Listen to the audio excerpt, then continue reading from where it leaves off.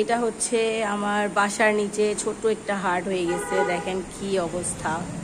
এখানে তিনটা এতগুলাই, তারপর হচ্ছে এটা অনেক বড় একটা গরু, এর একটা গরু দেখেন, এখানে একটা দুইটা, তারপর হচ্ছে দেখেন কি অবস্থা, সব গরু গরু আর গরু।